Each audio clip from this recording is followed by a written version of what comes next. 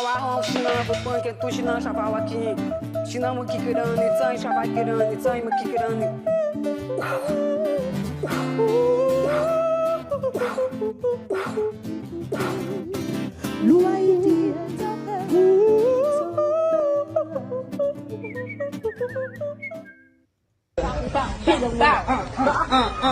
Hey, hey, hey, hey, hey, hey, hey, hey, hey.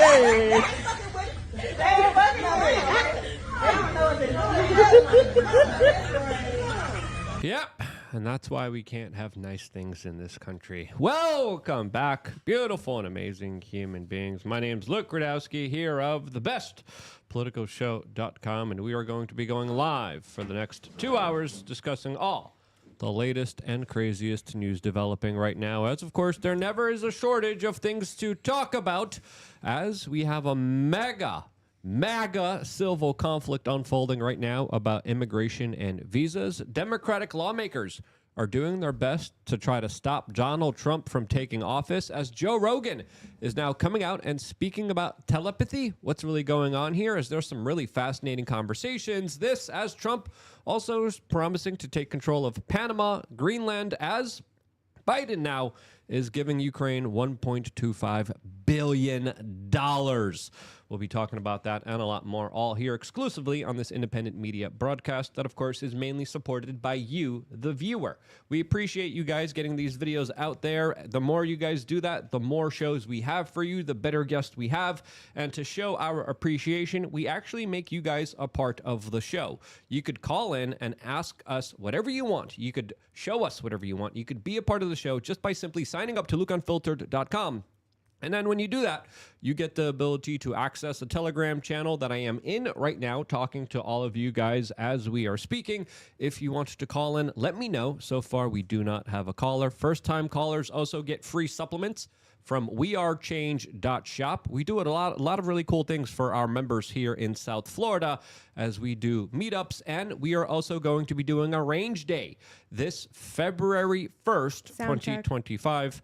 What are you talking about? Sound check. What are you on two platforms, people are saying the sound works perfectly fine for me, and I'm seeing it. What platform are you talking about? Both. What? Both? On Rumble and on YouTube, they're saying turn up the mic. We need more volume. Everything's fine for me, and everything looks pretty damn fine here too. No, everything's fine, Steph. I'm literally seeing everything. It works. The chat wants to play games with us today. Everybody in the chat, raise your volume, please. Thank you.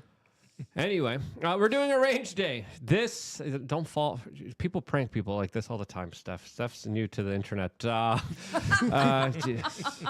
Sounds totally fine. It sounds fine now. It always has been, Steph. It always has been, you guys. That's because... Listen to Stop Luke. pranking us. That's because Steph just got bamboozled. It's all my fault. I'm just going to leave the camera on, Steph, as I do these introductions. February 2nd, Range Day, happening specifically just for members of LukeUnfiltered.com. If you are a member, you could actually get out there to the range. We do a lot of really cool, fun self-defense stuff. We're going to do our best to read any and all super chats, including the trolling ones. That, of course, we appreciate so much here on this independent media broadcast. Let the trolling begin. As we appreciate all the super chats, but we prioritize mysuperchats.com, the Streamlabs link, which, of course, allows us to have a 3% service charge rather than a 30% service charge. Those super chats get priority over every other super chat coming in there. We also have our legal fundraiser still underway. We still have limited edition hats available on savelukenow.com.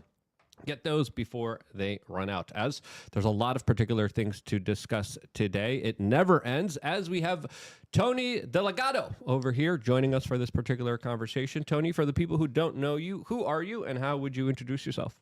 Hey, thanks for having me on, guys. So, yeah, my name's Tony Delgado.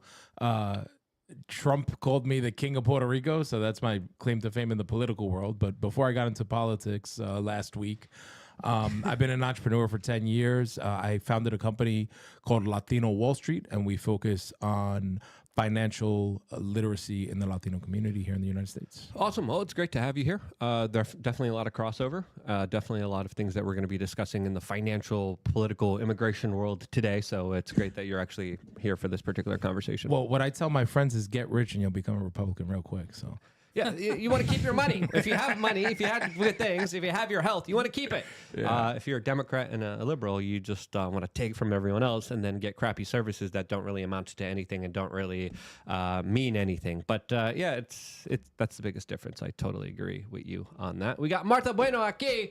She swam over here on her raft. We're always appreciative of her being here. Yeah, it's great to be here, and it's fantastic to not be the only Hispanic in the room. Yay! You can find me on Bueno from Miami on Instagram and on X. We tortured Martha, rightfully so. Last time we had 3 Polish people in the room, and I still revel in that small Tony and little I are bit, gonna start the speaking small little bit Spanish. of happiness that I had knowing that we were able to confuse the crap out of these See, this Latinos is by why we need speaking to a foreign build. language. This is why we need to build the wall, guys. Yes, We thank got to you. build the wall. Keep all these Latinos out.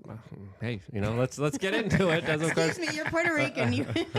Oh yeah, we're citizens, but the rest of us Latinos, Yeah, like, the get 'em Puerto outta here. Ricans are a commonwealth, okay, Martha, unlike you Cubans, all right? So Yeah, the wall wouldn't exactly work for me. The wall isn't anywhere near Florida. So yeah, whatever. It's fine. Build the wall. We'll still come over on our rafts.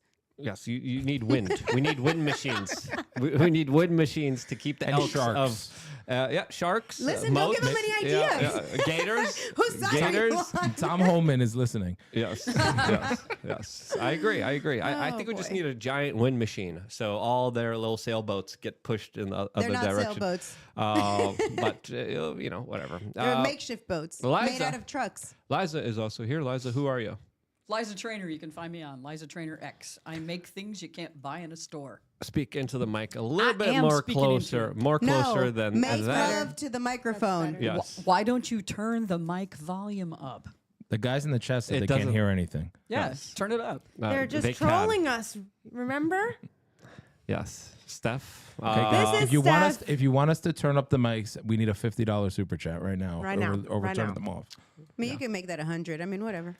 Steph's here, believing everything she sees in the chat, so make it worthwhile for her. I want to see all of it in the chat. This is Steph on the buttons. You can find me on X at StephWRC or on IG at Steph We Are Change. All right, let's discuss the news, as there's a lot of crazy stuff happening right now, specifically with Donald Trump, as a lot of his base is pretty much fighting each other. But even outside of that, there's 2 Democratic lawmakers right now that are proposing that Donald Trump should not become the next president of the United States and should be rejected because he is an oath-breaking insurrectionist. Yes, you heard that correctly. Under the 14th Amendment of the Constitution, The Hill wrote up an op-ed article specifically describing how Donald Trump should not be allowed to take political office on January 6th.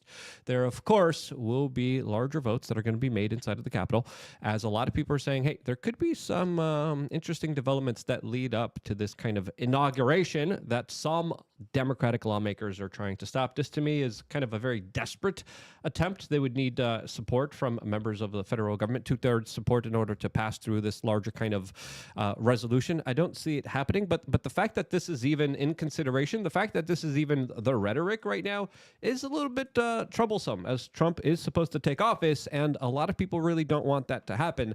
I don't think this is only going to be the last stop in this larger kind of derailed trail of the train of the Democratic Party that really doesn't like him taking political office. What do you guys expect, and what do you make of this latest news of this Democratic plan? Well, the Democrats are basically desperate from the moment that Trump won.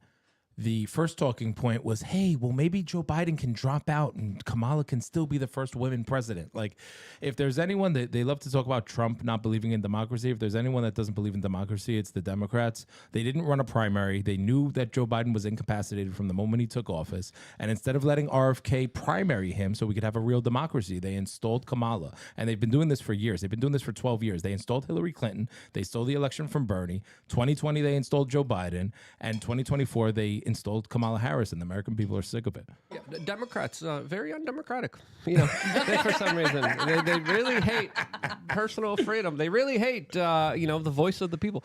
Overwhelmingly, people voted for Donald Trump, especially with even the popular election. I mean, the popular vote. If we just all vote for who the Democrats tell us to vote for, then we can save democracy. Yes, it would be so much easier if we just do what we're told, and we go along with their larger hijacking of the mass majority of people that want a specific thing. If that's not democratic, I don't know what is. But it truly does highlight how, why are we even considering this? Why is this even a conversation? And how is the Hill being able to kind of publicly release this to the general public, as this is kind of spurring on a lot of very weak-minded individuals to say, hey, maybe there's a chance. Maybe we could still not get him into political office. He is supposed to be the next president of the United States, but I do believe there's going to be some dirty shenanigans and some really bad tricks that are going to be played here in between now and January 20th that I think we should look out for. And I think this is a cockamamie kind of bad plan, but I bet there's probably other plans being devised here that are meant to go after Trump, his agenda, and him from being able to carry out his agenda. Absolutely. I mean, the first few attempts didn't work, right? I mean, they tried to get him out of there using other means. And when that didn't work, now they're trying to get him out of there with these silly ploys. I mean, who's going to fall for this? And good luck trying. Keep trying, whatever. I'm okay with it. Keep going. It only bolsters the Trump side. It only makes him whatever the attempt was, the first one, I think it made Trump rise in popularity. It made Trump rise in just the sentiment against, for him. People felt that his stance, that fight, was brilliant. It was the political moment. So let him keep trying. It just shows that Trump is going to keep coming back. And it's horrible for people like me that I wasn't necessarily on the Trump team. I mean, I voted for him. We all know that I wanted free Ross and I voted for him. But it makes me like him more. So the more they try to antagonize him, the more we just kind of like him. Yeah, these are the two Democratic lawmakers that are, of course, putting up this plan that needs a 2/3 majority in the Congress in order to pass. Now, I don't That man think needs a neck. Yeah. You should worry about getting a neck How before many he worries flights about to this. Epstein's Island? Between the two of them or individually? Yeah, individually or between them Yeah. both. Well, I definitely don't think they'll get 2/3 No. in the House to do this. But again, this type of conversation is, I think, very toxic. I think it's also fair to speculate that the left, overwhelmingly, the liberals and the Democrats have been defeated. Overwhelmingly, their ideas failed in the court of public opinion. And right now, I think the larger battle lines that are being drawn, and I said this a couple of weeks ago, as soon as Donald Trump won, a lot of people are saying, what's next for the left? I'm like, that fight doesn't matter. That fight's over. They're KO'd. They're in the coffin. They're done. They're put away. They might come back in a few years. They might wake up. But as of right now, they have no political power or might at all. The next big kind of landscape that I think we're going to be seeing in this political discourse is the right versus the right.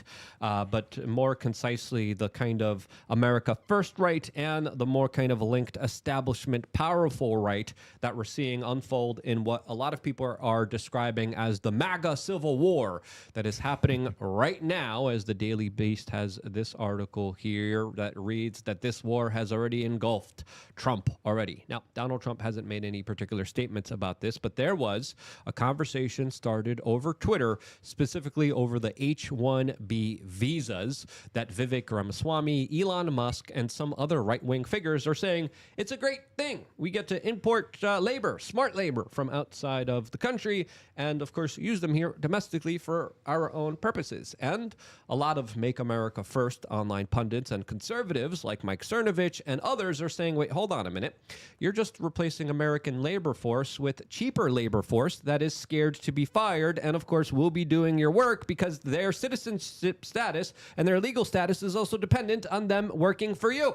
As a lot of people point that that's kind of unfair, and how a lot of corporations are taking advantage of these programs for their own political and business purposes. Now, this conversation has sparked a lot of debate. It would be interesting to know where everyone here on this panel is when it comes to this particular debate. I have my ideas. I described them extensively last night on the Quarterings podcast. We did another podcast podcast this morning where I went into deeper aspects of this larger conversation, and probably we're going to be talking about it specifically 8 p.m. Eastern later on, as I have another podcast right after this podcast. So I'm all podcast out. What do you guys think? You know, it's a tricky topic because obviously, as an entrepreneur, as a capitalist, you want the best and the brightest.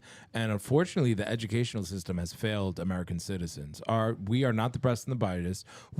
Donald Trump tried to do this in his first administration. He said, he went to Apple and said, make the iPhone here. And Tim Cook went to him and said, I literally can't. We don't have the talent. We don't know how to make chips. We barely have enough computer programmers. When we compare the talent in the United States to that overseas, we literally don't have the talent.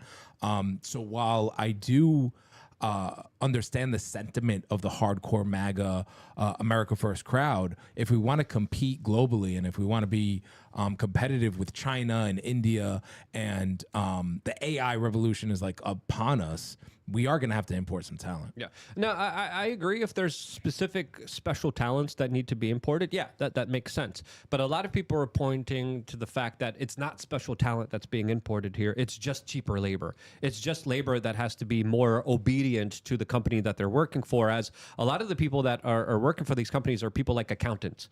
Now, anyone could be an accountant. You don't need special skills to be an accountant, as that's one example of one of these visas that are used in these specific ways. We saw Disney a couple years ago literally have their American-made, American labor force literally train foreign workers in order to replace them. So I think this is, a very nuanced conversation, because there's many different angles and directions that we could be going, particularly with this new kind of MAGA movement. I do think this conversation is important, and I agree with you. Skilled labor, absolutely, but a lot of this isn't really skilled labor. It's just cheaper labor. Well, the other thing you got to think about, though, we can talk about ideology, like based on ideology, right? In the perfect world, we would love every single American to employ these jobs. But, the internet didn't exist 20, 30 years ago.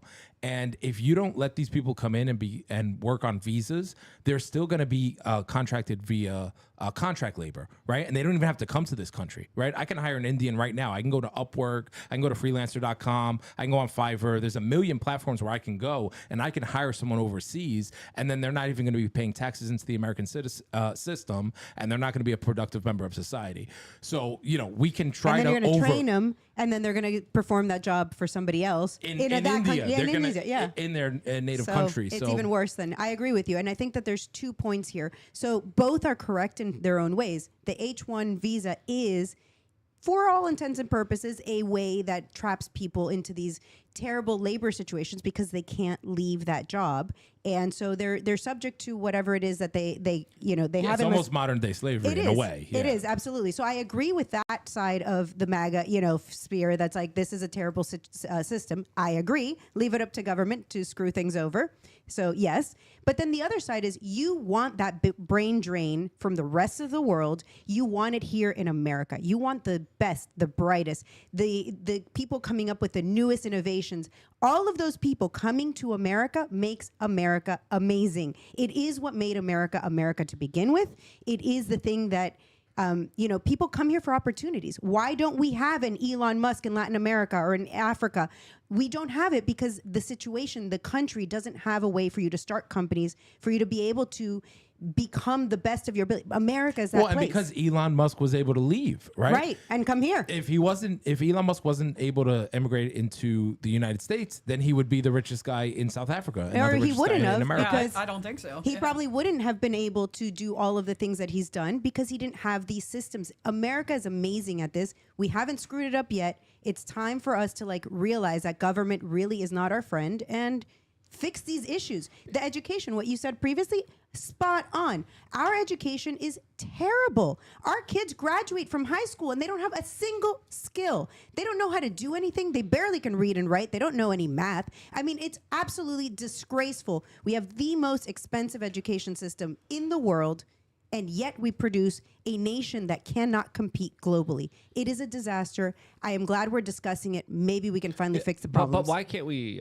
compete globally? I think it's not because of the kind of lack of opportunity, but I think more importantly, the kind of kneecapping of Americans that happens. Because if you look at academia, if you look at big tech, there's a larger discrimination specifically against white guys that makes sure that they don't get the opportunities that allow them to actually prevail in this society. If you look at a lot of the opportunities that are given, it's usually because of woke DEI policies that incentivize a lot of this nonsense that holds this country back, holds a lot of the corporations back, and holds back a lot of these opportunities for people that would naturally have them. So I think this definitely deserves a bigger conversation, since I do believe that American people are being absolutely screwed over.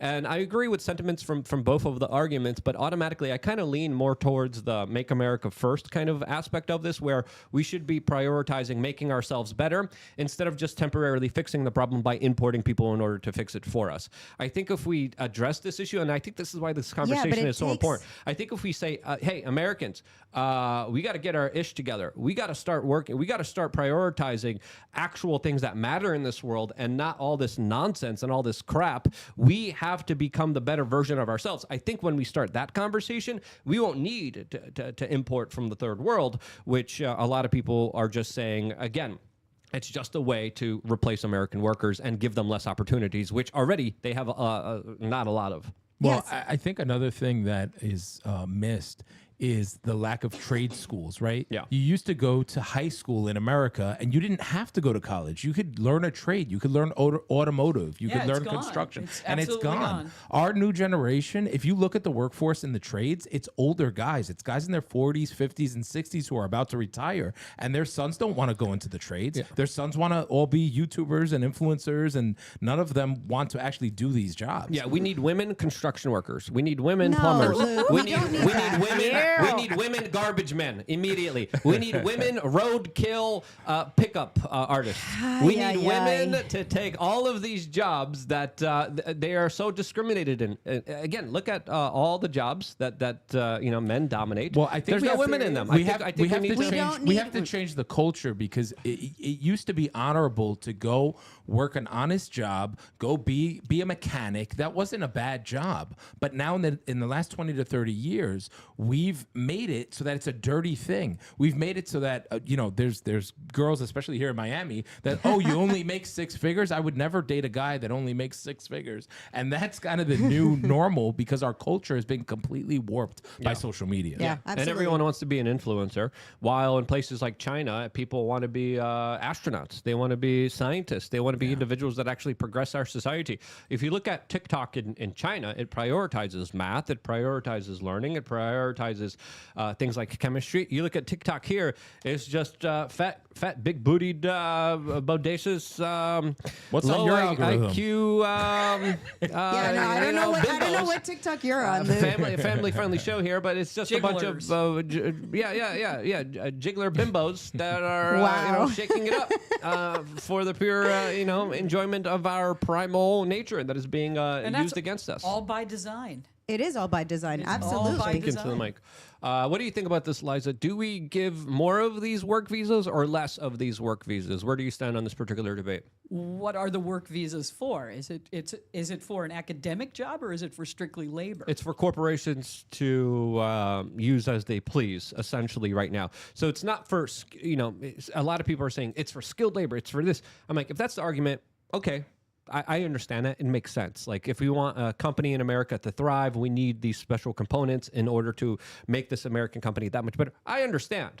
But if you're saying, hey, there's, these other guys here that are willing to work for cheaper, and we're willing to, of course, be scared to be fired more and be more obedient to us, I think that's the larger case here that a lot of people are bringing up. That is more of the norm. That is something that people are saying, you know what, that might not be the best policy here. So these are the specific work visas visas that allow foreigners to kind of come over and work for American companies here for a cheaper cost. But how do you fix the reality that you can just go on the internet and circumvent this whole government process? Like all this government bureaucracy and even getting on a plane and coming here can just be circumvented for 99% of the jobs that you're talking about. Being an accountant, being a graphic designer, being even a programmer, a coder. Learn to code. They don't need a visa. You can hire a programmer as an independent contractor. So how do you battle that real reality of capitalism and the don't know. internet The problem is democratizing people don't things? realize that that's an issue. A lot of these people complaining about, oh, they're going to take our jobs. They can already take your jobs. Yes, They can take your exactly. jobs right now. And you know what's worse? It's not your job because you don't have the skills to code, to do the things that they need. I'm sorry, if you can't make these things, you're not going to get the job. And so going back to your point, Luke, I agree. Let's prioritize America, which is exactly why we need to fix the education system right now. But it's going to take time because you can't just flip a switch and change education tomorrow. So it's going to take years. And in the meantime, we can either decide to import people and bring them here to fill the gap, or we're going to just be left behind. Well, and this is the argument that I think people don't realize. You just made a fantastic point. People can already take these jobs. Well, and additionally, let's fix illegal immigration first. Before we jump, like we didn't even fix illegal immigration first. You have the border wide open. We host a really big conference in Miami every year. I have a distributed team of people who work all throughout the world. And I was trying to get my team to come to my event, and they couldn't get travel visas. And I was telling one of these girls, I was like, hey, you want me to just fly you to Mexico and you can walk across the border? Like, it's bullshit that anyone can walk across the border. And then the people that want to legitimately come here on a travel visa and on a round trip ticket, and I know she's going home, that's where she lives, she's not trying to come here illegally, they can't get travel visas. It's ridiculous. It's absolutely Yeah, ridiculous. no, you made a good point. I don't think it's 99%. And I think there is a larger kind of corporate workforce that Elon Musk keeps talking about that needs to be at an office in order to get the job done. Elon really hates people who work from home because he says it definitely cuts down on productivity and it cuts down on people being able to, of course, work in a more cohesive way for a larger mission. But it is an important kind of argument, especially in this larger kind of gig economy, and a lot of people kind of focusing on hiring cheaper, more kind of foreign labor out there. But it's a fascinating conversation. Elon Musk, of course, has his particular viewpoints on this. He's been tweeting about this all day and night. And people have been angry at him. He's been ratioed sometimes. Now there's some larger questions about algorithm changes. That's that's happening right now on Twitter. But he came out and he said that this is the right position for those who want America to win. For those who want America to lose for their own personal gain, I have no respect, zero, as he specifically retweeted Elon Musk's immigration stance from 2023, saying, quote, we should greatly increase legal migration of anyone who is hardworking, honest, and loves America. Every such person is an asset to this country, but massive illegal immigration of people we know nothing about is insane. That last part, I absolutely agree. And I would agree with this other part if we had a fair shake at it, if we had fair opportunities available to us, because we do not. There is a lot of discrimination. There are a lot of hiring practices that are absolutely questionable and should be rebuked, should be called out. But I think what is really going to matter in this entire conversation is how Team Trump will respond, because you have two of their biggest bases. You have Elon Musk, Vivek, and a lot of other very strong right-wing personalities going at it. Trump is going to have to pick a winner and loser in this debate. Who is he going to pick? Well, he has a mixed record on all of this, as of course in 2016, he specifically spoke out against this visa program, saying that a lot of the workers are, quote, neither highly skilled nor immigrants. These are temporary foreign workers that are imported from abroad for an explicit purpose of substituting for American workers at lower pay. Quote, Trump, I remain totally committed to eliminating rampant, widespread H-1B abuse and ending outrageous practices such as those that occurred at Disney in Florida. That's when Disney literally replaced their entire workforce in one specific department with foreign workers that they had the American workers trained to replace them. So This was his stance in 2016. He has talked about, particularly with student visa programs, how they should be extended and how student visa international programs should also be a pathway towards citizenship. So a mixed kind of record on this. But in 2016, he had his point of view that a lot of the other right-wing personalities are saying right now. How will he respond to all of this? What do you guys think? Because this is really going to be the ultimate decider of all of this. I mean, I think, again, it comes down to an ideology conversation versus practicality and what's actually going to happen in the real world. And in the real world, I doubt with Trump's, all of his businesses, all of these hotels, all of these various businesses that Vivek, that Elon, that all these guys own, they're not going to be able to operate those businesses without labor from overseas. They're just not. We can cry about it. We can kick and scream. We can say, hey, we wish that Americans had these skills. We wish that Americans even wanted to take these jobs. Americans don't want those jobs. Good luck building a building. Good luck building a skyscraper without having international labor. It is a lot harder than it used to be. And like I said, the workforce is aging out. Most of the people that are in the trades are in their 50s and in their 60s. They're retiring, and the younger generation, they are not stepping up to the plate, and they do not want these jobs. Yeah, I would agree. I would agree, but I would disagree with some of those kind of assessments because I think there's a lot of people that are being denied these jobs. There's a lot of people that can't compete with these jobs, and if you look at the larger kind of immigration policies of like the Koch brothers, they specifically said we need to import more labor in order to make the cost of labor go down. So I do think the larger kind of immigration question, if it is dealt with, it would kind of normalize the situation. Because, and I think because if we immigrants work harder for less money. It's just a fact. Yeah. And you could pay an American twice as much as you're paying an immigrant, and they wouldn't work as hard. But they work for less money, a lot of people argue, because they were kind of imported in and they have no other options. So a lot of people are it's saying cultural as well.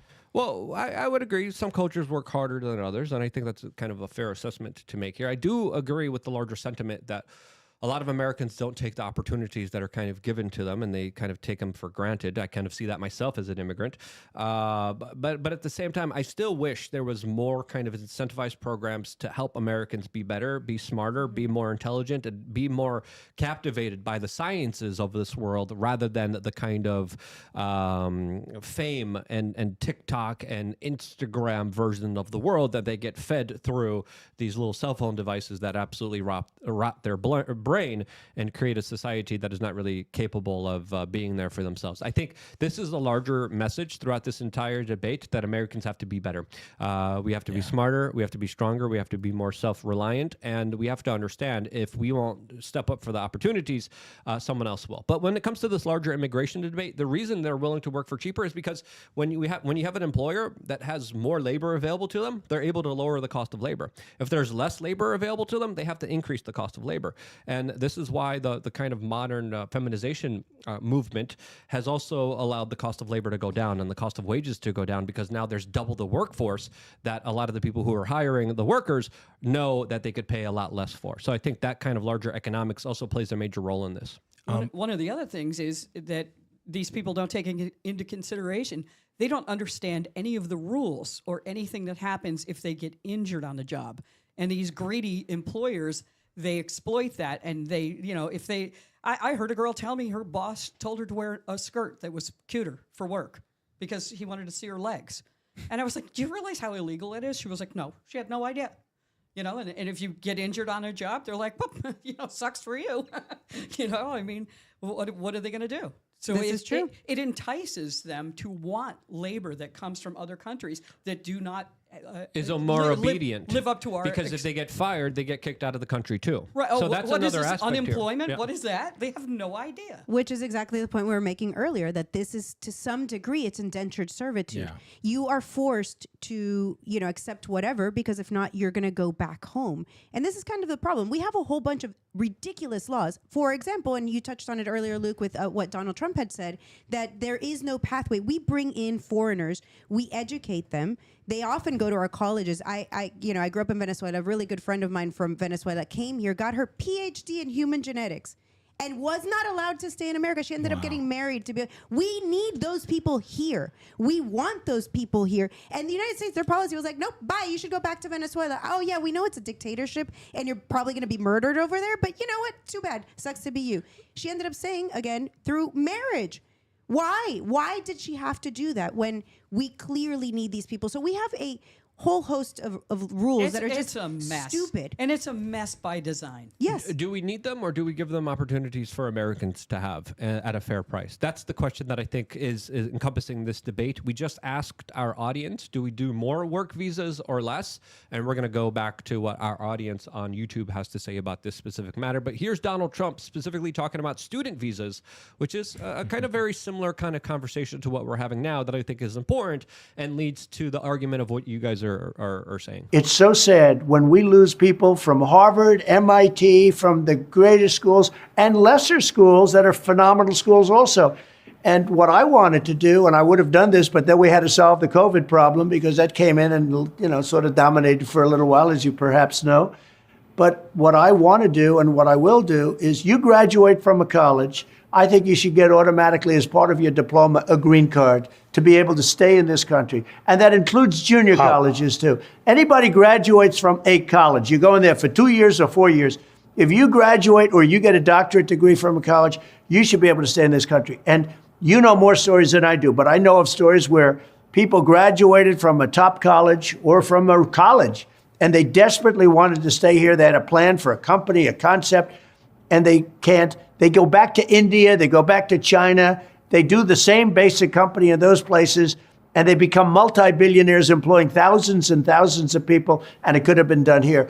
And a bigger example is you need a pool of people to work for your companies. You have great companies, and they have to be smart people. Not everybody can be less than smart. You need brilliant people. And we force the brilliant people, the people that graduate from college, the people that are number one in their class from the best colleges, you have to be able to recruit these people and keep the people. It was such a big deal. Somebody graduates at the top of the class. They can't even make a deal with the company because they don't think they're going to be able to stay in the country. That is going to end on day one. That's interesting perspective from Donald Trump that, again, in 2016 had a very different sentiment, specifically when it comes to this H-1B visas. I think the grander conversation to make here is also just how our learning institutions have been absolutely hijacked. A lot of the degrees that people are given are just absolutely worthless. A lot of them are just invoking this kind of woke mind virus that rots the brain of young people and teaches them absolutely godlygook that doesn't matter or actually reflect the real world that we're dealing with here. But I think this conversation is a great segue towards making sure that America, hey, wake up. You got to do better. And more importantly, too, your institutions are failing you. Let's fix those institutions. And then we won't be having this conversation at all because you won't need to import new labor because the American labor force will actually be ready and prepared to take on these high-skilled jobs that people should have. But again, the high-skilled jobs thing, I think that's not really a legitimate argument since a lot of these visas aren't really for high-skilled jobs that we have seen. But if they are, I'm okay with them. But a lot of the records show that they're not. So what do you guys think about Trump's statements about the visa program for students? I would love to see that on CNN. I think it's typical Trump, right? He says some things that are really good and then some things that it's like, no, man. I don't think that just because you got a diploma here, you should stay. If you get a diploma in basket weaving, we don't have anything for you to do. Go home.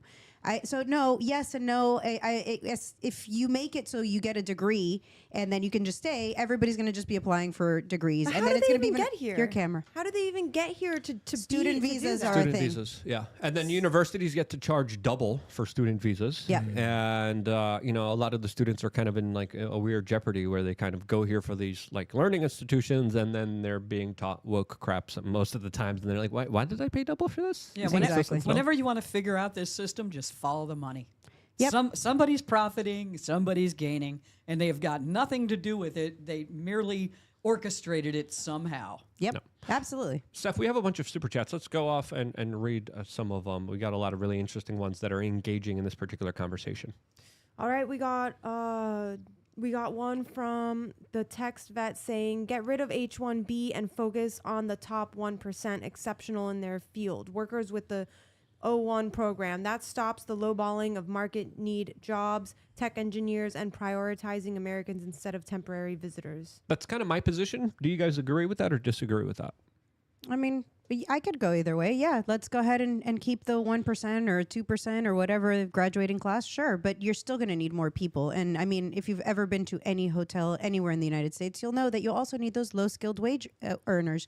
So I'm kind of on the fence on this one. I can see the point. I'd love to try it and see where it goes from there. I think we have to get to a place in this country where 100% or as close to that of immigration is legal immigration. So before we start, nitpicking over how legal immigrants, if someone's coming here and they're applying for a visa and they're doing it the right way, I think we should be incentivizing that process. I think we should be refining that process so that we're the ones saying yes and no. Yes. So until And it we needs to fix be the made illegal easier. problem, let's not be focusing on the legal problem. Go ahead. It needs to be made easier as well because right now, America's leaving a lot of money on the table. So right now, if you want to cross over the border, you're spending $10,000 to a coyote, which is the name of the people that run you across the border. The They're cartels. Usually, it's usually a cartel member. It's usually gangs. And so the United States, number one, doesn't know who's coming in. They're spending all this money. I'd rather that money go to the U.S. government. Hey, it costs $10,000. You get a visa to come in. We know who you are, whatever. Like not only, and then of course, Americans are subsidizing those people who the cartels brought over. So it's another, because we have a terrible welfare system. So it's like, it's all broken. And it just goes to show, like, I know that I'm the one that's always talking about government being terrible here, but it just shows that government can't really fix the problems that they themselves caused to begin with. So we need to fix all of this. It needs to be really easy to get into the United States, as in you're qualified to be here. You get a visa very quickly. People can come over on airplanes. We know who they are. They get to be vetted. All of these things, it's just the system we have right now is so bad. It's so broken. We bring in all of these people that we have no idea who they are. They come in, we have child trafficking, we have human trafficking. We have no way to control it. We have no idea where these people go after they come in. They're able to commit crimes. We have no control over them. We don't know if they committed crimes in their own countries before coming. I mean, it's just, everything I can say is just, it's terrible what we have now. And if we don't fix that, I agree with you. What's the point? Where are we going from here? We have a terrible, broken system. What's next? Yeah, and what's happening at the border is drugs are coming across the border, and in addition to human trafficking. And then what's going back down south is money, cash money, American dollars, and guns. We're one of the biggest exporters of guns because of the Second Amendment here in the United States. It's so easy to buy guns. So again, I think that let's, to quote Robert F. Kennedy Jr., let's build the wall, and then let's build a really big door so that people can come in that door the right way. Well, let's engage a little more with what our audience is saying. We have Defending Truth saying, why not just make them apply for a green card? And then a follow-up saying, imagine if we just educated American citizens. Yeah, I agree. I think we have to be careful with, that kind of big door. I think we should focus on educating and training Americans. And I think that, to me, is something that has been absolutely not done in a fair way at all here domestically inside of the United States. And I think once we kind of focus our priorities internally, I think a lot of these problems will be solved. We have Chris Olin saying this policy issue is really separating the cringe right from the moderates who voted for MAGA. We have Perturbed Alpaca saying, just say you cheap labor that have no rights.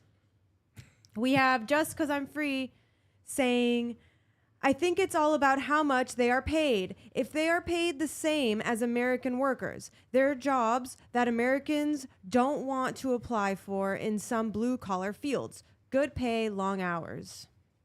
Yeah, good luck staffing a lot of these jobs in New York City and any of these major cities without overseas labor. It's just not going to happen. The reality of the circumstance is young Americans do not want these jobs. So until we have a cultural shift, again, I don't think everything has to be solved with legislation. We need to have a cultural shift in this country to start honoring blue-collar jobs and the working man. And until we have that cultural shift, until it's cool to be a blue-collar worker, we're not going to fix the problem. I blame the women. Women are responsible for all of this because Martha. It's Martha. Wait, there's three women here. foot, six figures. Martha's responsible. It's Six Martha. figures, 6 foot, six pack abs. Done with it. No, that's not. And I agree with you. The culture does need to change radically because a lot of Americans are de-incentivized from being entrepreneurs. You have children that are starting lemonade stands, and they're literally being raided by police officers that are going in there and shutting down their small operations.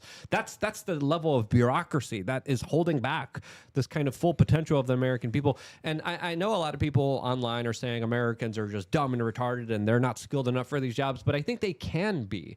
I think this is a country of opportunity, but it's a country that, of course, internally is great because of the people that make it up. The people who founded this country, the people who built this country are great people, and I want to have a little bit more hope with them. Of course, there's also a lot of racist, rhetoric surrounding these conversations. Some people are saying Americans are dumb. No, the Indians poop everywhere. Again, a lot of these kind of like overt racist people are very kind of dumb people, and their kind of conversation is definitely muddying the waters. I think we're having a good conversation here that is important to have, that is done in a nice way where we could actually hear each other's viewpoints and then try to get a comprehension and understanding from it moving forward, and at the same time trying to move forward in a way where we don't just insult or attack each other, but understand each other and are able to actually make policy that actually moves us in the right direction. Do we have any more? We have a couple more. Yeah, we have the Tex vet saying it doesn't need to be easier. They are displacing American tech workers, driving down wages, 50% lower wages by going third world. And we get MVP products, minimal viable product. Good for corporations, bad for Americans. Thanks for the conversation. Well, but then the next Facebook is just going to get developed in Israel or in Saudi Arabia or in another country. Well, Israel and because- Saudi Arabia have very strong immigration laws. They do not allow But you don't foreign need immigration. immigration to develop an app. You can develop an app, and I'm a computer programmer by trade. I studied at Rutgers College. I won a bunch of hackathons, and I have friends of mine who have consulting companies that they build apps, and they use overseas labor. So, like, again, it's ideology versus practicality. In practice, entrepreneurs and capitalists are going to go on freelancer.com and Upwork, and they're going to hire these workers anyway. Yep. And we have to decide, do we want to compete or do you want to let the rest of the world catch up to us? Which honestly, India and China are already catching up to us. Yep. I mean, it was years. Well, so first of all, the Department of Education was started in 1979. It wasn't that long ago. And our education, we went from top notch, first in the world, to we're now number 29, I think the last time I checked. We spend more money than anybody else, and we have the worst education. For all those people that are complaining in the chats about how, oh gosh, we need to, do America needs to, just protect America's border. Travel a little bit. Go see these other countries and how they educate their children. Just go to places like Japan. Japan's education is fabulous. Those kids clean their schools themselves. They are taught work ethic. They're taught how to do all sorts of things, STEM careers, all sorts of stuff that American kids have no clue about. And so it's like, it's ridiculous. But Japan is a failing society. Japan loses almost 1 million people a year due to their lack of reproduction. So there's also a larger conversation, I think, at play here that I think is also important to have, specifically when it comes to intelligent and smart people in the West, specifically not reproducing, not having any babies, and then also becoming slowly and surely replaced in the local populations. That's another conversation that I think is worth having as well. Absolutely. Yeah, the American dream used to be to have 5 kids. You would have a father who was the breadwinner. He would be blue collar usually, and he would have a beautiful wife and a beautiful life. And they would go to church White on picket Sunday, fence. white picket fence, pay their taxes, and that was respectable. That was the American dream. And now, if you're a plumber and your wife is unemployed, you're a loser. Yeah.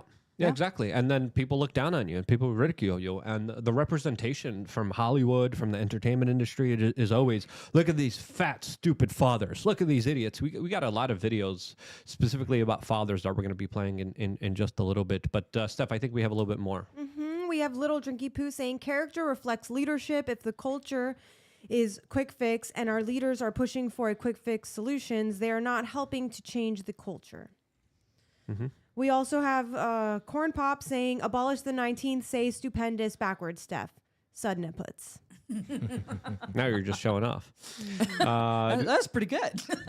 Well, I think we should abolish the Department of Education. That was something that Trump floated after he won. I don't know if it was a joke or not, but He better keep that one. yeah. He promised libertarians that. No. Trump, keep his promise. that needs to expect go. that promise. With free Ross, you said free the J6ers and kill the Department of Education. Let's go. I'm here for that. do Sorry. we have You were anything else? saying. no, go ahead.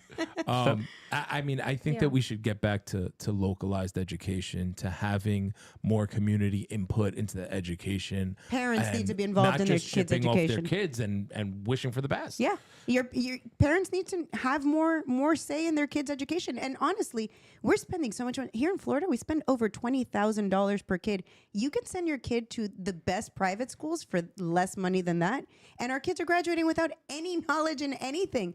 You need to end this Department of Education and really solve this problem. School choice is the only way to go, in my opinion. The education system in the United States was developed to create factory workers. Yep. It was developed by some That's of the what the wealthiest bell is all families. about and all that. Yep. Yeah. Yep. So Those Rockefellers really played a big part in that. But the Industrial Revolution is over. So those factory jobs, a lot of them don't exist. They're all going to get replaced by AI if they haven't been automated away already.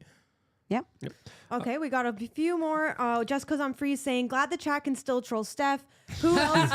Who else hopes the left does their own January 6th again? Also got a great shirt for Christmas. It's great when she buys me anti-government slogan T-shirts. Thank you. Yes. Thebestpoliticalshirts.com is where you want to go. Yep, super excited about the gay surrection that's going to be happening on January 6th. So it's going to be wild. Luke, And do we have shirts for the gay surrection? we're making a skateboard for someone that we know about that. So someone in the skateboard industry will be getting that specific shirt. Timmy. Somebody with a that beanie, specific, skateboard. Sorry, not a shirt. But yeah, the gay surrection is coming. We need do you have shirts. anything else? Yeah, Steph? we do. We got Randall Floyd saying the work culture has to go back to the 1950s. No more third worlders. America first grabs a crotch. What? That sort of makes That's sense. a way to make your point. I Yeah, like there you that. go. I think we're done with that, right? One more from Decky69 saying Robin Hood's betting on the presidential election won't pay out until January 8th. That's kind of weird. What do they know? Yes. What's going to happen on J6 is the larger question. We're going to be paying close attention to it, and we are going to be reporting throughout the duration of 2025 here on thebestpoliticalshow.com. Alex Jones actually had an interesting argument to make about this entire situation that actually goes along with what you guys are saying. He said, quote, "It is a classic American policy to brain drain the best from across the planet and bring them here.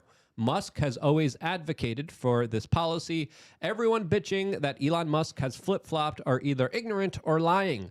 Elon is a great extent is the poster child for this program working." And I agree with that kind of larger sentiment. I think Elon is getting a lot of flack, and people are attacking him kind of ruthlessly and in sometimes very unfair ways. And that's not a good way to have a kind of genuine conversation about these issues.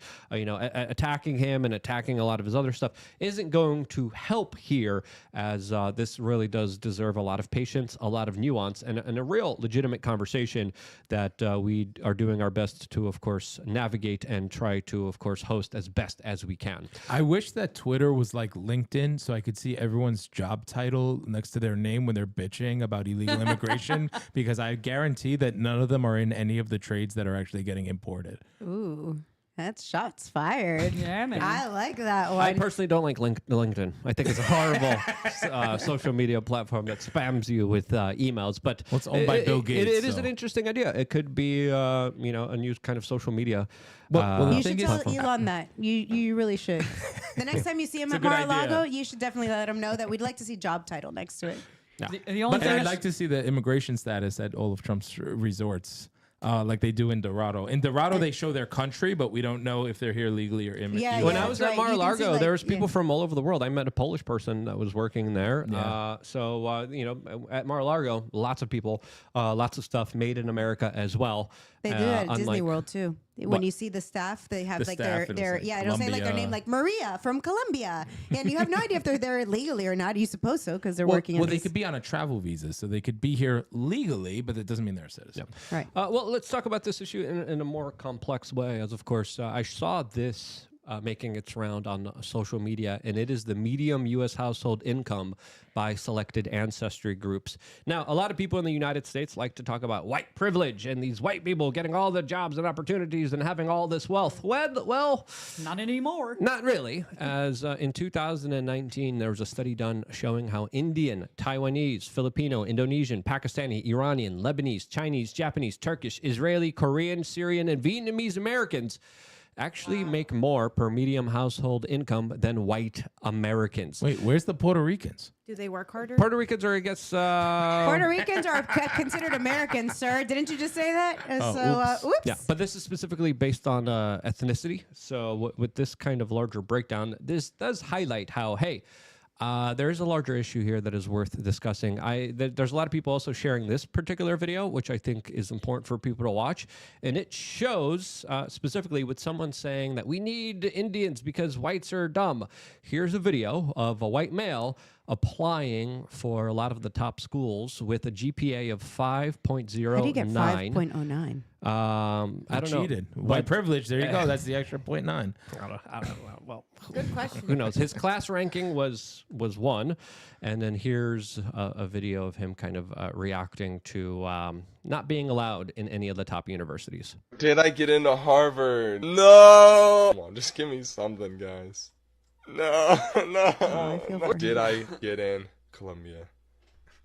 Dude, I must have done something seriously wrong. Did I get into Stanford University? He needs to tell Yes, me think I got into identifies as a MIT. woman. I'll pick him right up. I did get rejected from MIT.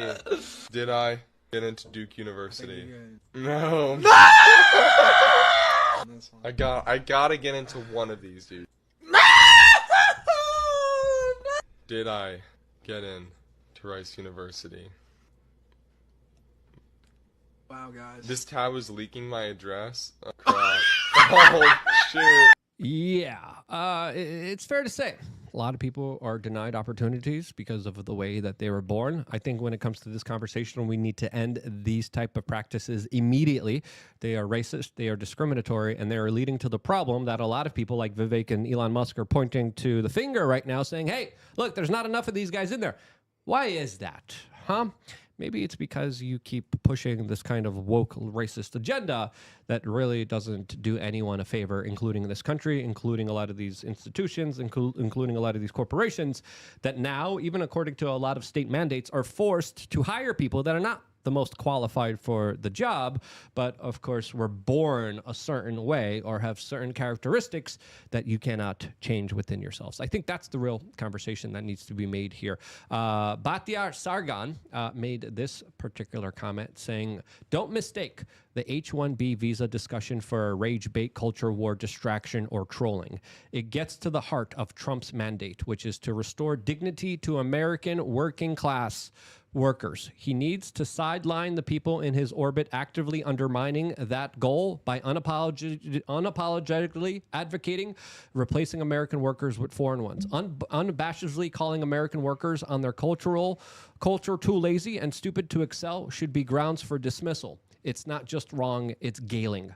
I think that's a good point, and I think that point is something that we should all kind of consider moving forward in this particular discussion. What do you guys think? Go for it. I mean, I think, again, Donald Trump is a business guy, and he's going to do what's best for business. So we can kick and we can scream and we can say, hey, well, that's not America first. But if American businesses are not thriving, then America is still not going to be first. But again, I think the free market is going to decide how all of this plays out. And again, if you just stop one visa program, people will go around that visa program and hire people remotely. Yep. And those people that want to get in here will go around, they'll pay the cartels to bring them across the border too. I mean, again, we can keep pretending that the sun isn't shining. Like there's a saying in Spanish, "Puesta para el sol con un dedo." Like you can't just pretend that this issue isn't happening and then kumbaya, my lord, it's all going to happen wonderfully. Like this is a real serious problem, and I'm glad we're finally having this conversation. We're having it right before Trump gets into office. Hopefully we can solve some of these problems because they're really bad problems.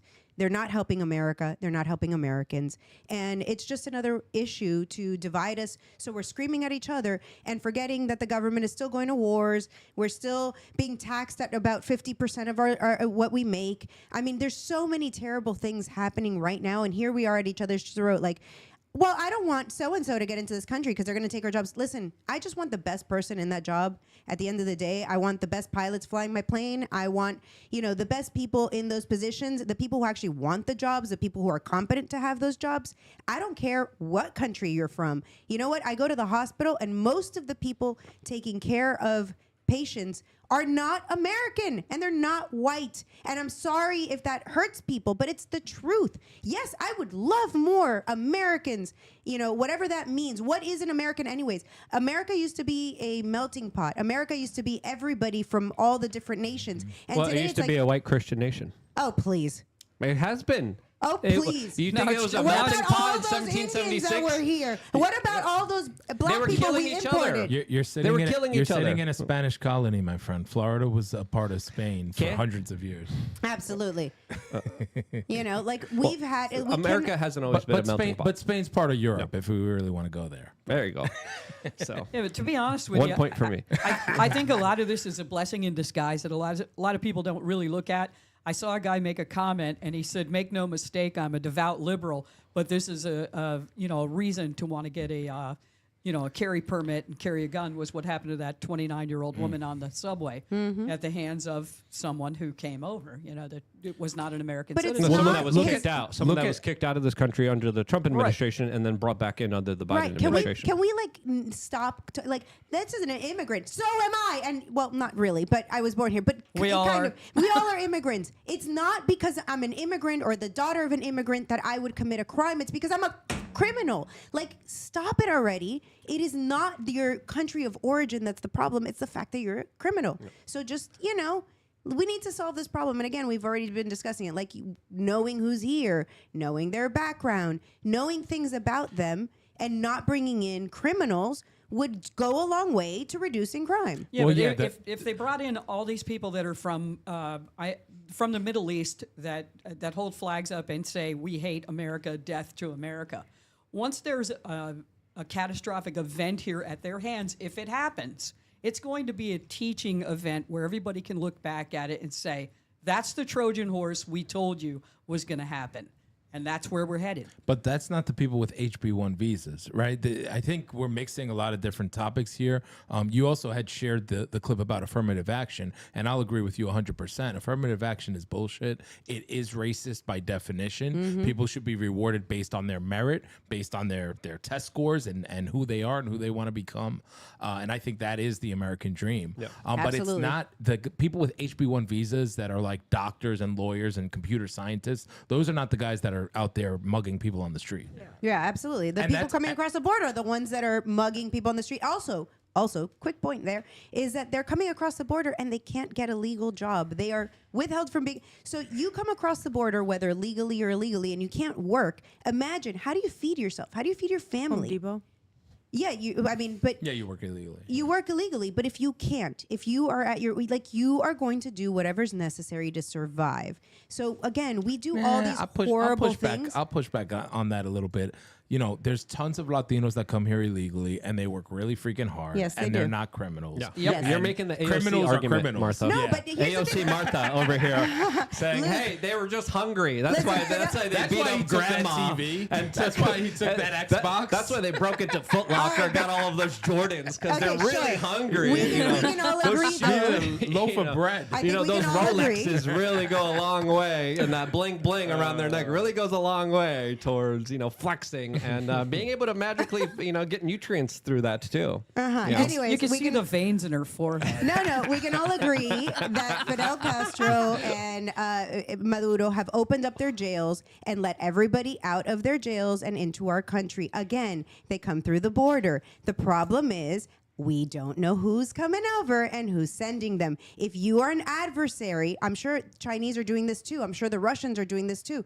I just know for a fact that this is something that Castro did. I mean, the Mario boat lift. He literally opened the jails and was like, you can take one family flushed member the toilet. and you can take 10 of these people from jail and from the sane asylums in Cuba. So we know this that has this been happening happens. for decades. That's Yeah, what that the happened in movie the 80s. The movie Scarface was based on. The Absolutely. Whole premise. So we know that this is something that happens. Your adversaries are going to send the worst that they have because they empty it from their country They're and not send it to sending ours. their best people. They're sending not. rapists, murderers, and All right, I'm so- sure some are very good people. When do we get to the fun stuff? We got this wonderful guy here. Whenever I have Let's discuss it. Yeah. Yeah, whenever I have an opportunity to go to lunch with a millionaire, like if I'm working on somebody's jet and this guy's a real big hitter, the first thing I do is I ask him, "Can I take you to lunch?" Because I want to be able to ask him any kind of questions. We've got this guy sitting right here that we can ask him the most fabulous questions. Let's do it. You know, let's do it. Yeah, don't be stopped by it. So As te- of course,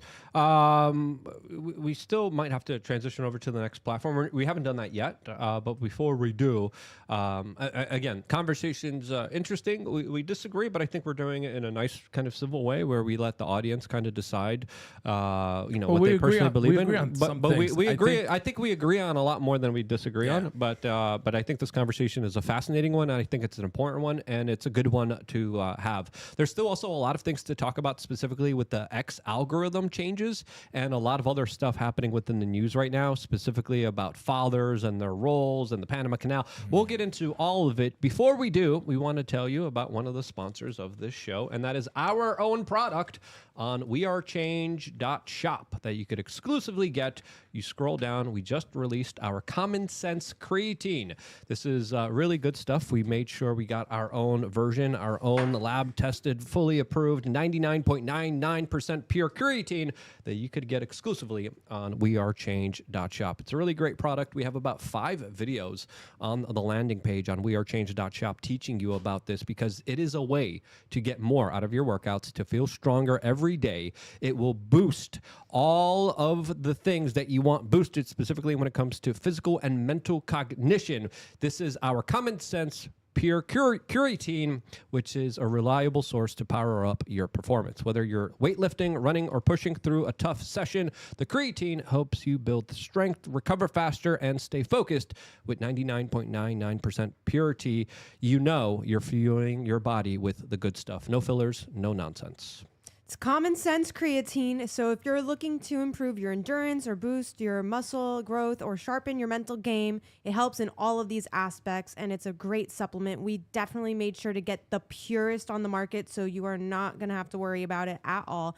We kept it simple, stay strong. There's no any additives. It's pure creatine. Try our Common Sense Creatine today and see how far it can take you. You can go to wearechange.shop right now. Yeah, we gave some to Martha and Liza. I don't know if you guys have been using it, but I've been using it for a very long time, and it's really good.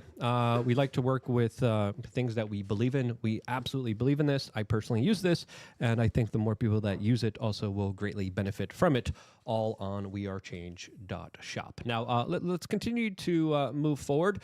There's still so much different news to talk about, specifically when it comes to the algorithm changes and all the crazy stuff that's kind of happening in this world. But I wanted to kind of shift the conversation a little bit when it comes to the role of fathers, as I think this one could spur on a good conversation about business, about enterprise, and how to be better individuals themselves.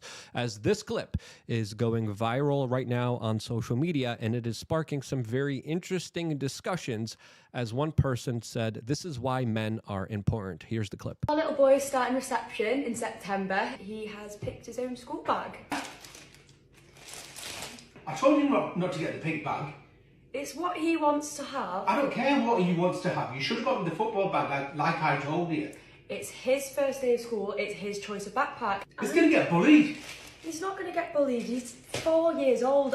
You know how mean 4-year-old people are these days, right? He's going to get bullied.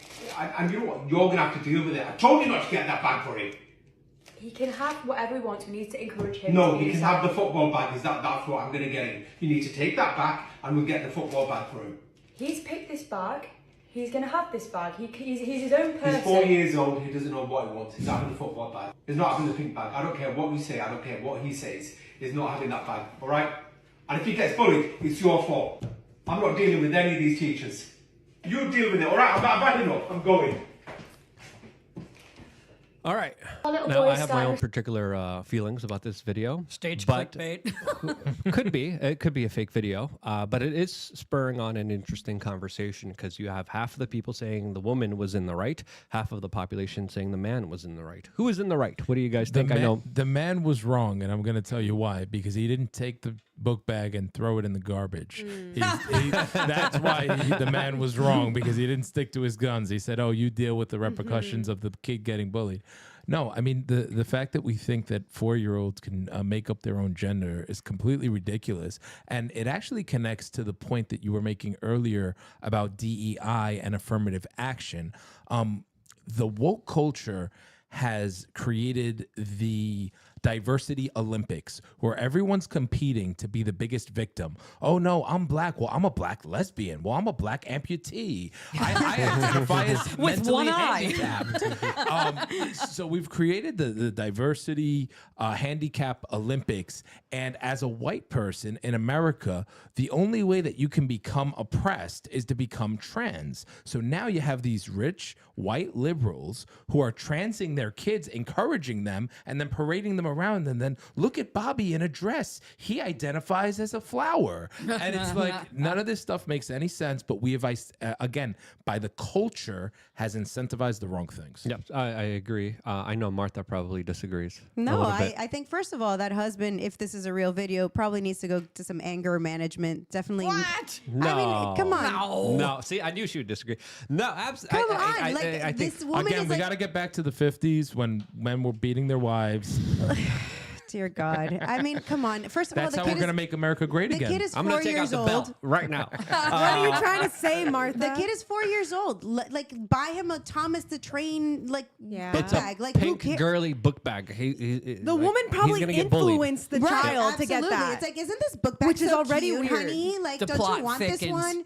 Like, yes, I think that there's a lot of women out there that do get a kick. I mean, we see a lot of it in Hollywood. A lot of moms that have 2 and 3 trans kids, which is statistically impossible. But why would a woman want to do that? Like, I Oh, don't be- understand the kick of it. It's a It's Munchausen a by style syndrome. thing. It's like having a little puka-poo little dog, you know? It's Those little Munchausen by proxy without having to poison your kid and do other things. It's a look at me, I'm such a great mom dealing with all these challenges. Retarded. It's so hard to have a kid with all these things. Like, number one, there's a lot of women with mental disorders, No. unfortunately, who are having children, and they That's somehow why get women something- shouldn't be president. I said, so are all women the same? Good Like, stuff. What? Anyways, there's plenty of men that are, ridiculous. They shouldn't be president either. Anyways. Women shouldn't be firemen. Okay. Sorry, I don't know where that came from. Fireman. That's a good one. Yes, they also shouldn't drill oil fields and do lots of things unless they, have the physical strength for it. But I'm just saying, like, as a mom of 3 sons, there was a point where I gave them choices, and I'd pick out 2 book bags, for example, and be like, do you want the Thomas one or do you want the Barney one? And they would choose between those 2. I mean, there's a role for the parent here, and hopefully the parent doesn't have mental issues. But I really think that this video is totally trolling, and it's just clickbait, and it's about, like, If it's a real video, the woman is totally in the wrong for publicizing it and making it public and having a private conversation that a dad thought was private released to the general public. But it does spur on the important role of a father that's willing to say, hey, no, kid, you're going to get bullied. This doesn't make any sense here. Nobody today would bully that kid, though. I would kind of disagree. I would would disagree. say- Kids have no clue, and kids are evil Yeah. sometimes. They're mean. Mean No. girls, mean boys. No, the guidance counselor would have signed the kid up for a sex change. He would have came back as Yeah, a girl. yeah, exactly. And as a Bam. father, that's how you protect your children because you make them susceptible victims. You made a very good point there because a lot of predators within the education system would be like, yes, we have another one to Yeah, that was my first thought. Sacrifice at the altar of eugenics and depopulation, which is so prevalent. But I do think fathers need to be there for their children. I think, in Poland, we have this kind of cultural thing where we call out the deadbeat dads. We ridicule them, we make fun of them, and we ostracize them because they lead to That's the the way it should downfall be. of society. In related fatherless homes, we have this crazy story coming from Texas where we have 12 and 14-year-olds that were just shot as they were attempting to rob an elderly man who was armed with a pistol. Here's the clip here coming from Texas. A total of 4 boys ages 12 to 14 years old attempted to try to rob a man in this apartment complex you see behind me. Now, that's when authorities say that man started shooting in order to defend himself. If you take a look, this is video of when deputies first responded to this incident just after 10:30 p.m. last night. When deputies got there, they say they found one boy with a gunshot wound. He was rushed to a trauma center in critical condition and at last checked was in surgery. Now, the investigators say 2 more boys were found with gunshot wounds and they were also taken to the hospital. A few minutes later, they say the shooter turned himself in and a 4th teenager was taken in. Now, investigators tell us the shooter says he only shot the boys because they tried to attempt to rob him in his home with guns. Now, neighbors heard the commotion and came outside to see what was going on. My neighbor right here screamed across the way, "Hey, are you okay?" And I told him, "Hey, this guy's down." So I called the sheriff department and the ambulance to come and pick the kid up. Of course, at that time, I didn't know it was a little kid. And my other neighbor came and held his hand and was talking to him and consoling him, you know, trying to keep him alive. Yeah, fatherless type of behavior that sadly is being kind of normalized here in our society, which just shows you how many young kids are just troubled. They're out of it. They're absolutely just following down a pathway of total self-destruction. And this is the norm. And I think this is why there's levity to some of the arguments that Elon and Vivek are making right now, specifically when it comes to the average kind of American out there that is inundated with so much propaganda, but also more importantly with these kind of self-destructive like behaviors and activities that utterly destroy our culture, destroy our country, and destroy our future. Yes, I think America, we could be a lot better. And it starts with the father. I think that is the most important thing that we could take away from this conversation, because if you look at everything that's been kind of consistent, fatherless homes, and you look at the statistics associated with that, the data is staggering and just eye-opening to say the least. But I think if we're going to make America great, I think it has to start with males. It has to start with the fathers. It has to start with people being responsible for their kin and their actions. And sadly, a lot of Americans don't have that in their life. Yeah, I completely agree. We have to make fathers great again. And we need to allow fathers to also lead in their households. Going back to that first clip, you know, she wasn't allowing her husband to lead his own son, right? There actually shouldn't have been, and I'm pretty sure that was a skit, but that skit is probably something that takes place in more homes than we'd like to admit. And, you know, in so many circumstances, fathers are not allowed to lead, right? And if they can't lead the household, if you read the Bible, they say that the father is supposed to lead the household. If the father can't lead and he's fighting constantly in his own home, then we wonder why there's so much divorce, because we've taught women that their partner is the enemy.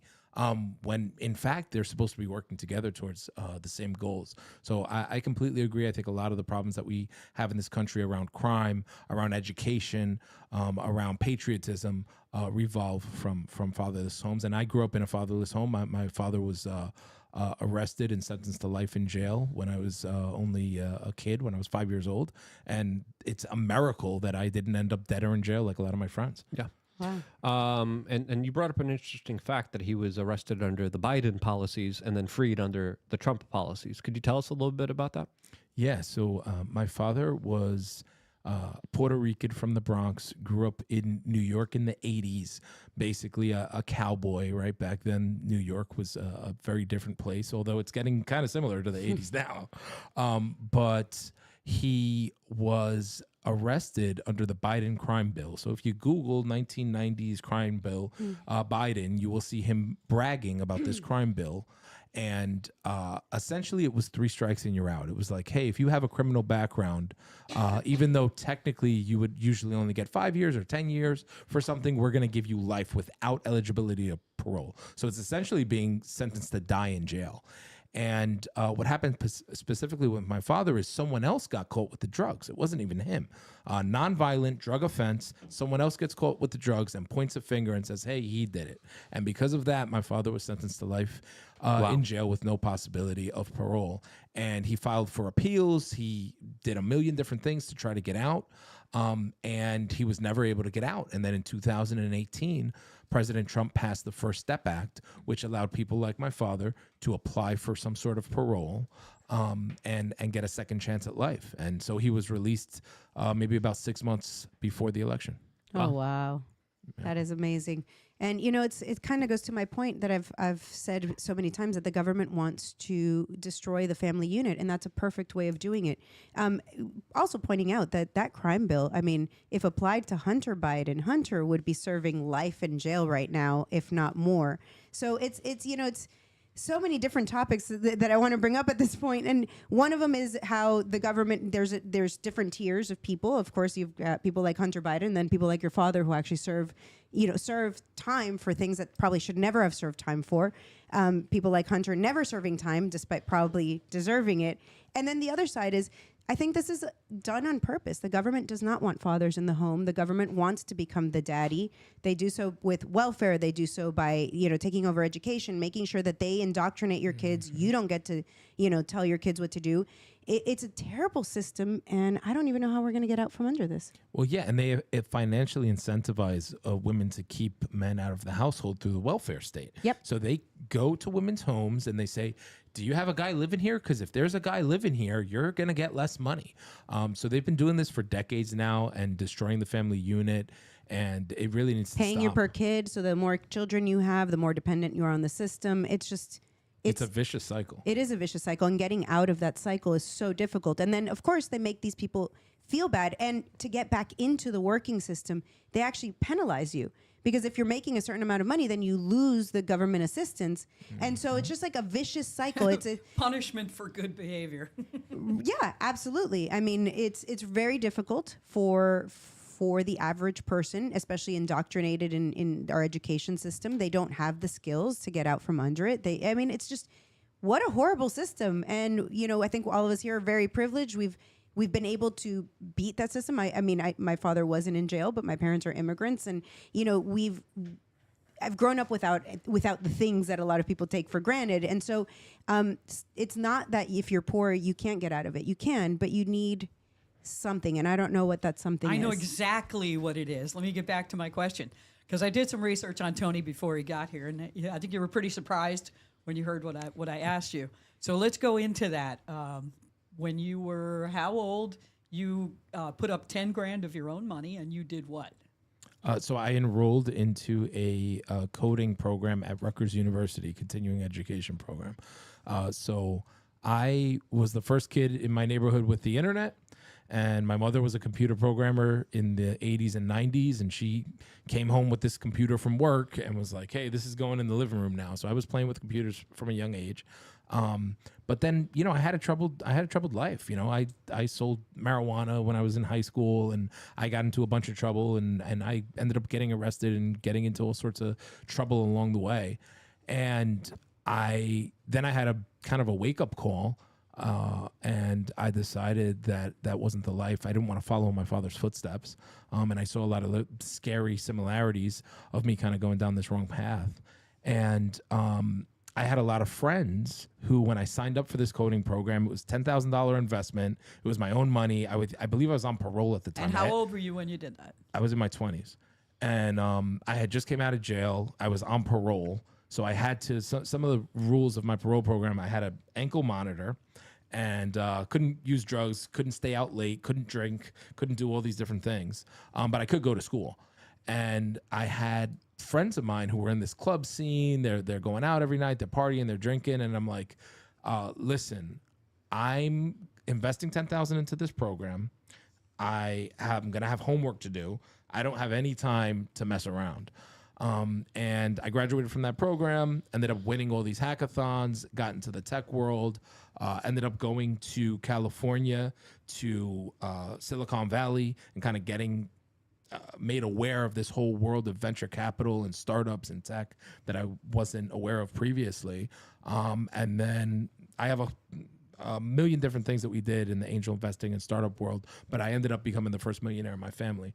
And it was of my own. It wasn't because I went to an Ivy League school. It wasn't because I had a government handout. It was of my own kind of fruition.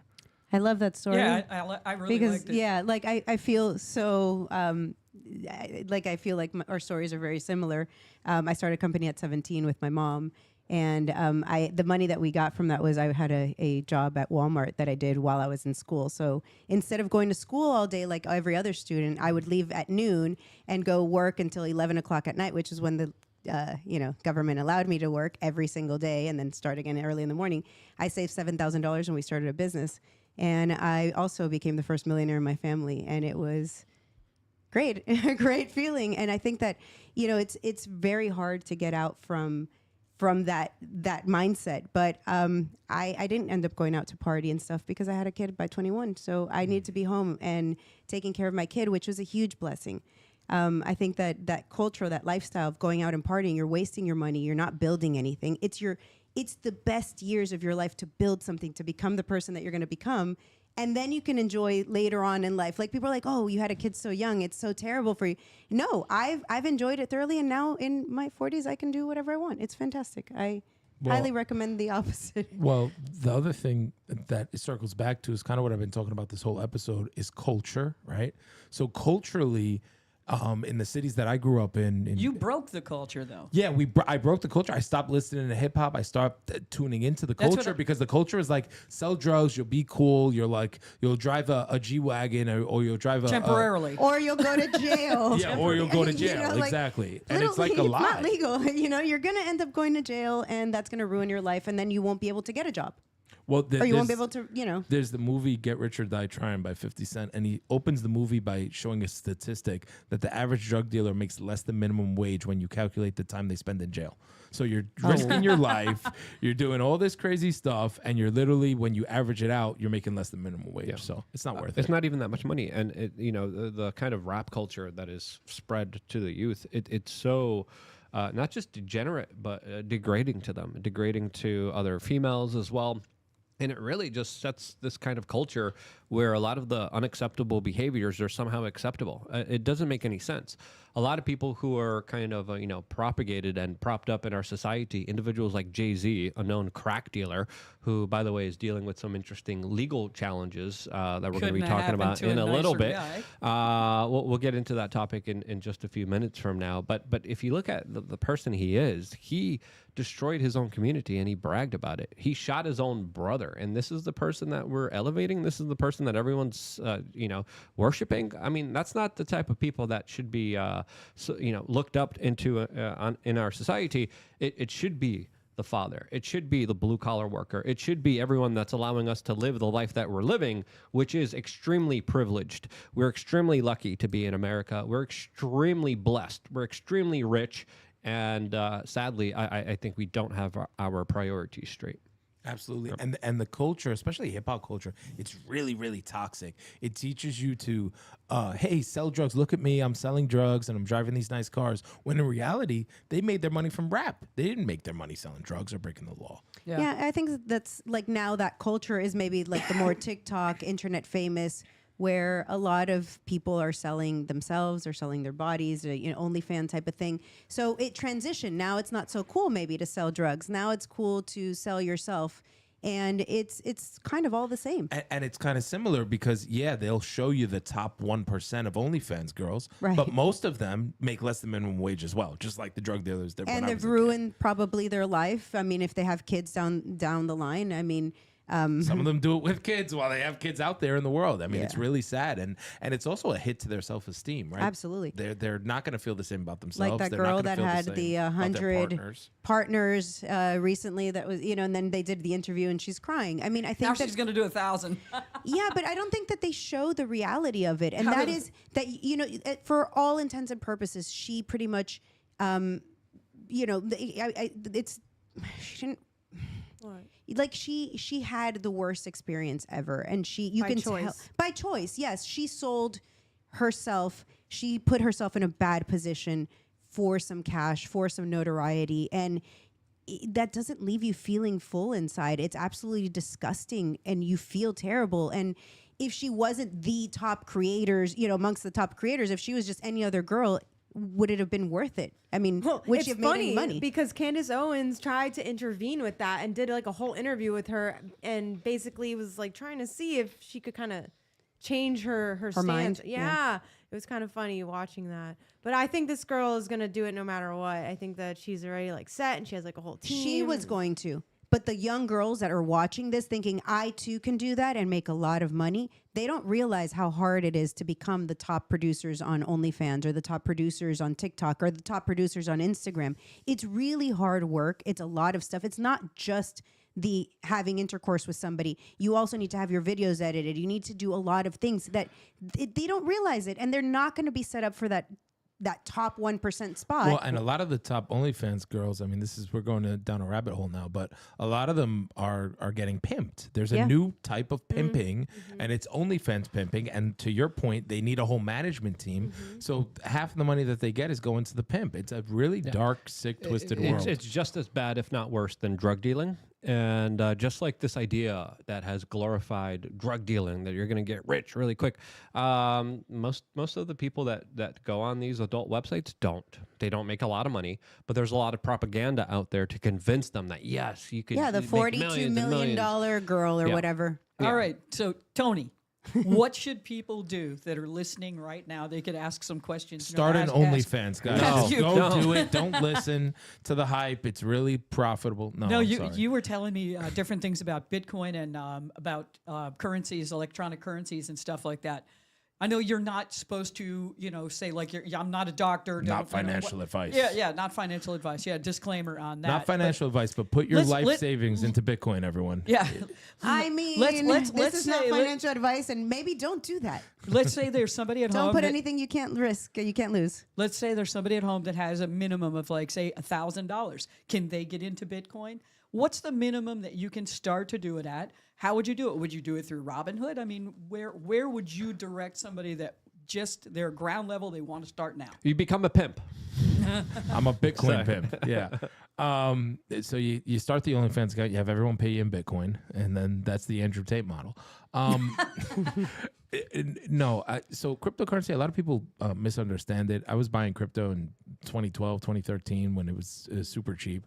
And the thing that got me excited about crypto was not get rich quick, although sure, that's part of it. But the thing that got me excited was financial freedom. When I was young, I learned about the Federal Reserve. I learned they were printing money out of thin air. I learned that we went off the gold standard 20 years before I was born. And I was like, wait, the system is rigged, and maybe this is a chance, right? And a lot of people in the libertarian movement embraced Bitcoin early on. You see our free Ross signs everywhere. Yeah. And for that reason, because it was an alternative to the Federal Reserve. And one of the things that we take for granted in the United States is that we have U.S. bank accounts that always work. But if you're in a third world country, or you're in any communist country, a country like China or Russia, where you're scared of free speech, or America in 2024. Where your bank accounts can get shut down. Where your bank accounts can get shut down. I interviewed Ian Smith. Ian Smith is a conservative who owned a gym in New Jersey, and the government seized his bank account while he was fighting them. And so we think, hey, this only happens in China, but it can happen here. So the exciting thing about Bitcoin is that they cannot seize your bank account. I mean, that's the big thing. I mean, ask Ross Ulbricht. They can seize your Bitcoin wallet. They can't. So I agree with what you're saying. Try. Well, yeah, but I mean, also not your keys, not your crypto. If you don't know what that means, you should get educated on it before you buy Bitcoin or any other crypto. But yes, I agree wholeheartedly. That is why I cared about Bitcoin. I didn't buy it because I've never been like financial savvy. You should buy MAGA coin. I heard that there's a new MAGA please coin. no. To a coin, I hear is also hot and popping. Yeah. But I agree with you, which is why I like Monero and Bitcoin Cash, and I do love the theory behind it. I do get concerned with people who think that they are going to buy Bitcoin and become millionaires. I do get concerned with people that don't understand that if you don't know your seed phrase, if you don't have it off of an exchange, you might lose it all. And then I also am concerned with people who are going to put all their money thinking that Bitcoin always goes up. They don't realize the cycle happens every so often, and lose what it. I usually do is I buy when it's at the all-time high, then I wait for it to crash, and then that's when I sell out of fear and panic. Smart. So that's been working. Yeah, working. it should- I hear, I'm I hear sure a it lot of works people for- utilize that as Yeah. well. We're going to move over towards a free speech platform. We still do not have a caller. That caller could be you if you are a member of LukeUnfiltered.com. We're going to move over right now to rumble.com/wearechange or thebestpoliticalshow.com. Before moving over, Tony, where can people find out more information about everything that you do? Hit me up on Instagram at Tony Delgado, or you can follow us at LatinoWallStreet.com. Awesome. We're going to have a members section right after this show where we are going to be asking you your most controversial opinion for about 10 minutes. We So might get I'm excited canceled. about Be that. careful. That's fine. We've been canceled many times before. This will only make us grow stronger, as I really do appreciate all of you guys making this show possible. Martha? You can find me on X and Instagram at Bueno for Miami. Liza, Steph? Liza Steph. Go. Just I'm Liza Trainer, Liza Trainer X, and I make things you can't buy in a store. That's true. Like the studio. Thanks everyone for tuning in. Go to the next platform. This is Steph on the buttons. You can find me on Instagram at Steph We Are Change. And we're going to read off the rest of the super chats right now. Thebestpoliticalshow.com. We got a lot to say about Jay-Z, blackmail tapes, P. Diddy, all on the next platform. So stay tuned for that particular conversation. Steph, let's read off